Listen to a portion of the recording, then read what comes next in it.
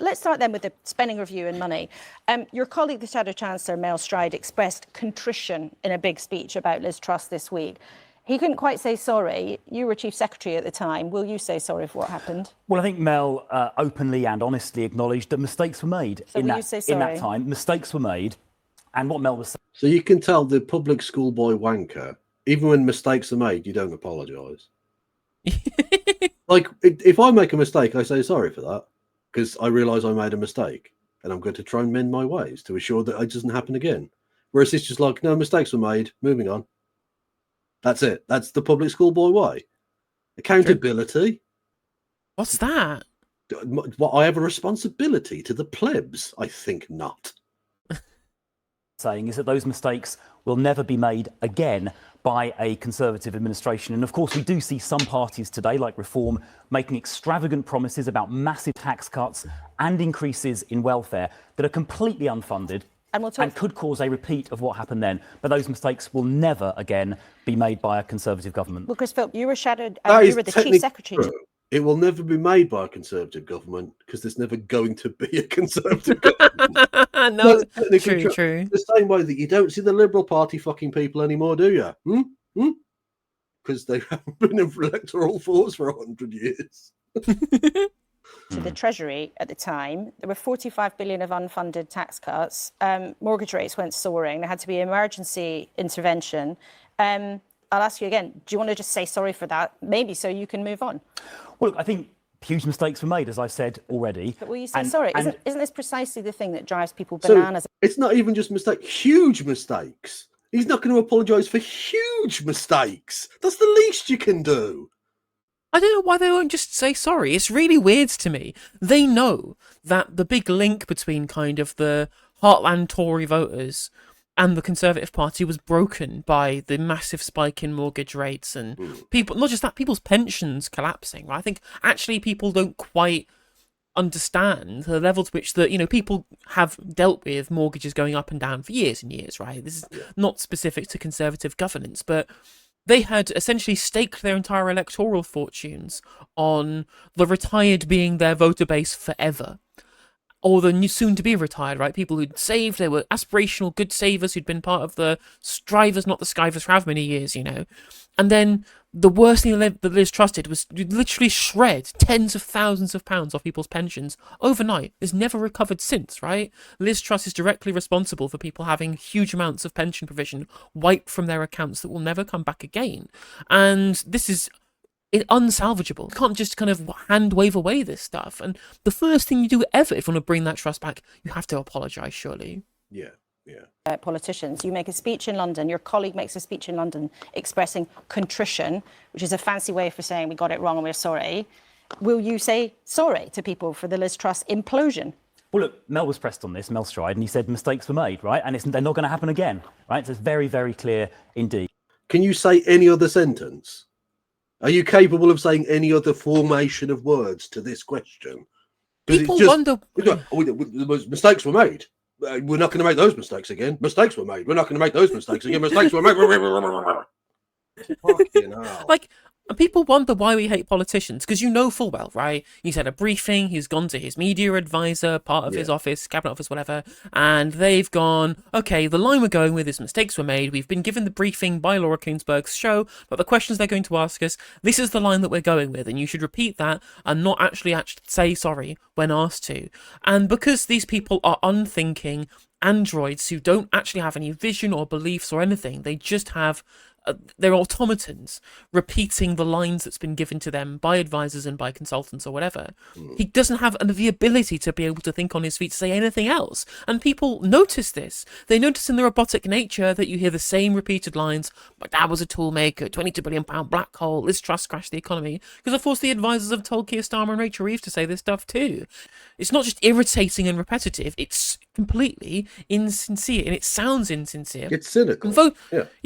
And voters aren't stupid. They can see that this is happening. They can see people aren't answering questions, and they're not having any of it. Like, Nigel Farage is a monster. I think he's a massive arsehole.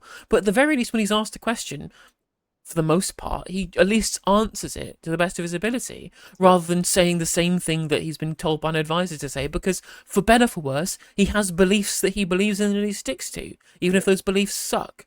Indeed so, indeed so. Although, again, we must be borne out, for once, Laura Koonsberg doing the journalism. Because it's the obvious lie here, by omission, that he's not saying the word sorry. So ask him again. That's all you need to do. You don't need to even elicit the answer. Just by constantly prodding that thing and then not giving the answer, the public can see them for the liars they are. That's just basic journalism. It's good. Yeah, it's so true. I mean, yeah, everyone, it destroyed Michael Howard's career. Yeah, absolutely. Yeah, literally just 22 times wouldn't answer if we threatened to overrule him, and kept avoiding the question. Of course, he never answered it, but he didn't need to. It was the decision had been made that his career was over at that moment immediately, right? And when, of course, and when he dies, part of the package of like stuff you'll see on the news is that clip. Yep. It was an absolute career-defining moment of duplicity in refusing to answer the same question dozens of times. Yeah, exactly. I mean, this is the reality of politics. You get remembered for the bad bits, right? Yeah. Like when Michael Portillo dies, you're going to be seeing videos of the 97 count in Avonville Southgate, right? That's who he's known for now. What was his name again? The Labour guy with his cute little face. Stephen. Yeah. Anyway, yeah, you're going to see his surprised little face on stage, and Michael Portillo. Stephen Twigg. Stephen Twigg. He only retired, didn't he, last year? Was it or something? Yeah, last election when he stepped down. And he was still young enough; he could have carried on. Anyway, but you're going to see his little face, and then Michael Portillo just looking utterly defeated. That's it. And that's, I think I think that the big part of this clip that we're watching right now here is that, well, the question, of course, is that, well, if he was sorry, he would have said it, because of course, he isn't sorry. That's what people watching this have to understand, right? These people hate you. They don't care about you. They want to rule over you because they believe they have a divine right to do so. And anything bad that happens isn't their fault, and they couldn't give a shit. Simple. Yeah. And it's relevant because we see another party, Reform, saying, what Liz Truss said times 5 or times 3 on a whole bigger scale. So we've learnt from that episode. It's 9/11 times 1,000. Again. But as a human being, if you make a mistake, you say, "Yeah, we messed up." Don't you just say sorry? Look, we've been really clear. I mean, I don't know how many more times to say it. It was a mistake. They got it wrong, and those mistakes. No, but you're not being asked whether mistakes were made. You're being asked to say sorry, right? You say, I don't know how many times I can repeat myself. Well, yeah, you're repeating yourself because you're not answering the fucking question, right? Yeah. Exactly, yeah. If you keep dodging the question, you can just keep asking the question then, can't you? You're not being harassed with a question you've already answered because you haven't answered. Are now the opposite number to the Home Secretary, Yvette Cooper, who we understand that the department has been trying to fight the Treasury to get more money for police officers. Do you think that the Home Office police budget should be protected from cuts? Yes, I do. I think I'm very concerned that police... Really? Because when you first came in, one of the first things you did was cut loads of police, you bell ends.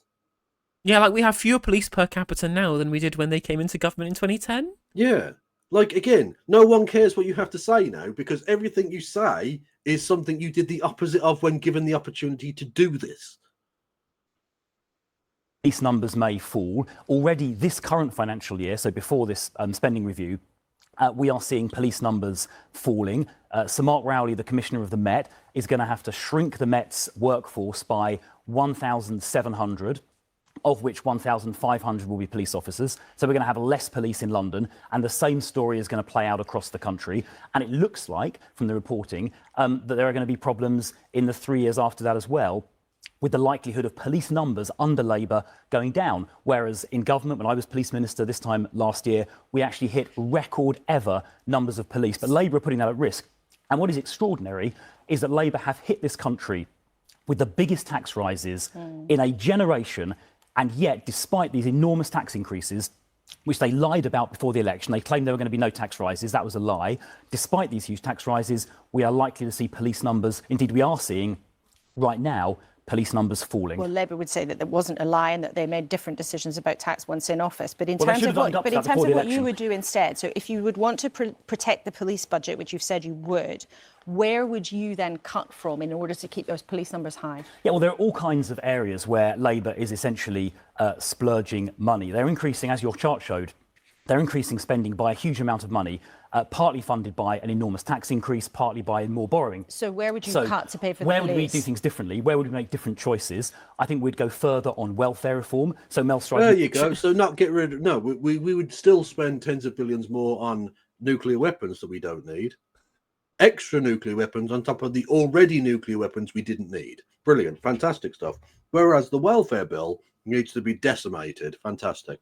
Honestly, you've learned nothing. You deserve nothing. Next election, you're going to get nothing. Himself, as welfare secretary last year, set out plans to save £12 billion from the welfare budget. Ed Miliband is proposing to spend £37 billion on his various green plans, including buying huge numbers of solar panels from China, with which... Fuck yes! Another G-dub.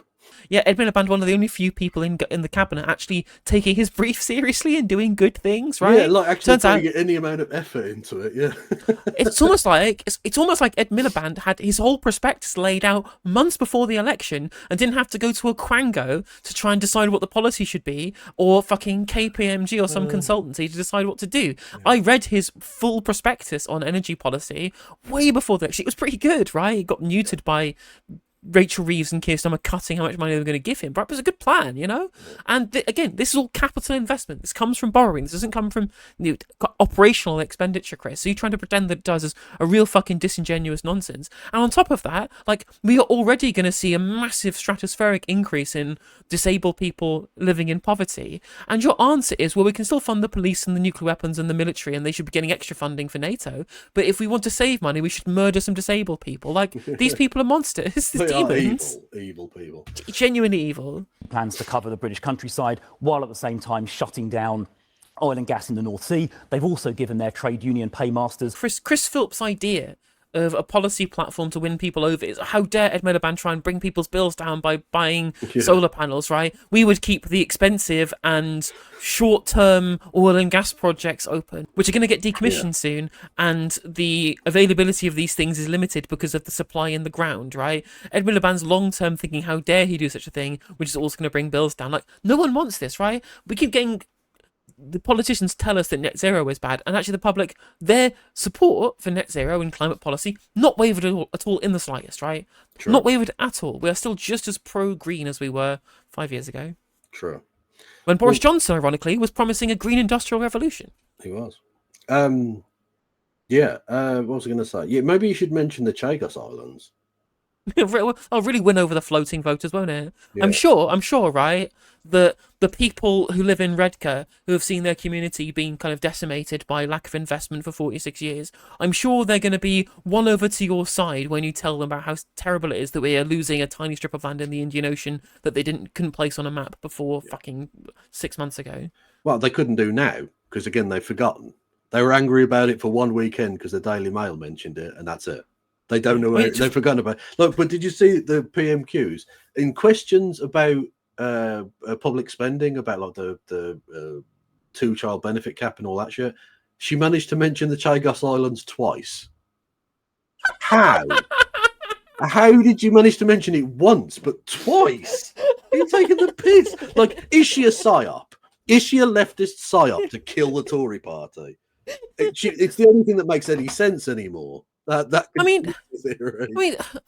irony, of course, is that if there was one leftist psyop, I would believe it. But now it's been Liz Truss, followed by Sunak, followed by Kemi Badenoch. Like, it's obviously a problem with the Tories, right? I made this point on stream the other day, which is that, well, the big issue with the Tories is that they live in a fucking different reality to everybody else. Unlike Reform, where, despite the fact that their leaders are all very privately educated, rich, wealthy people, their membership is full of, like, salt-of-the-earth people from left-behind communities, a lot of cases, right? There are some rich people there too, but they at least have a breadth of different experiences amongst their membership. Whereas the Tories are a legacy party full of the same families and the same dynasties, from the same private schools, with the same beliefs and the same ideologies, from the same part of the country. There's this groupthink that means that they are totally insulated and isolated from the rest of society. And whereas the more kind of smarter politicians of yesteryear, like the Camerons or the Michael Goves, for example, right? Monsters, of course, but smarter politicians were able to win elections by at least trying to understand people's real fears and real concerns. These people haven't got a fucking clue. They literally do not have a clue. They have been high on their own supply of being divine right to rule. They've forgotten how to appeal to normal members of the public because they aren't normal. And Nigel Farage just has to say, I would do some good things and not bad things. And people go, oh, that guy seems far more down to earth than Chris Philp or Kemi Badenoch or fucking Mel Stride, right? Of course he does. Of course he fucking does. Anyone seems normal compared to the Tory party. And that's a systemic problem with the people that they are, that they cannot handle the bad times because the bad times don't affect them, so they can't empathise. Above inflation pay increases, that £10,000 to train drivers, for example, without any sort of performance improvements. Right, but the thing is, trains running is good and the country comes to a grinding halt if it stopped. If you stayed home, Mr. Philp, I don't know that anyone would notice. And also, like, they would need to have a performance improvement to justify extra pay if their pay was going up in real terms. But it's not going up in real terms, it's going down in real terms even with the pay increase because it got wiped out by the inflation that happened under your government. So actually it's not a pay increase, it is pay restoration. Why there should be any productivity gains to justify pay restoration to what they were paid before? Like, you need to work harder to get the same real terms pay. Well, like, anyone normal would realise that was stupid. But of course, you know, he just doesn't care. Because, of course, he's never improved his performance at all at anything because, of course, it's difficult to improve by multiplying by 0. Or reform in return. So public pay, environmental action, and the welfare bill is where you would get and they're the also, cash. and by borrowing more money as they're doing, in addition to putting taxes up, they're driving up interest repayments. So this year we're going to be paying the country £100 billion in interest because they borrowed. It was under your government that interest rates were like a 15-year high, and then we've had 3 rate cuts since you were out of government, right? I'm no fucking bag carrier for Labour, but you saying, well, they're borrowing money and it's pushing interest rates up is just totally untrue. Interest rates have gone down every single time the Monetary Policy Committee has convened since you were kicked out of government, right? It's your government that pushed up interest rates with the stupid Liz Truss budget that you wouldn't even fucking apologise for. Like, what a fucking inversion of reality he's doing here. Borrowed more money. That is double the MOD budget. It's about 5 times the police budget. So because they're being so reckless, they're driving up those interest costs. Our viewers, of course, all know very well that when you left office, taxes were at record high and borrowing was also extremely high. But I want to ask you... Labour taxes up even... God, absolutely rinsed. You're getting rinsed by Boris Johnson's cheerleader. Hey there, if you enjoyed the video, make sure that you like and leave a comment. That helps the video out in the algorithm. If you subscribe and ring the bell, it'll let you know when I go live. I stream every day on YouTube and Twitch. You can also follow all of my socials down in the description. And if you want to support me in a more financial manner, there's a join button for membership to just 99p to be a member on YouTube, as well as a Patreon, and there's some merch there as well. And hopefully I'll catch you on the next video. Take care.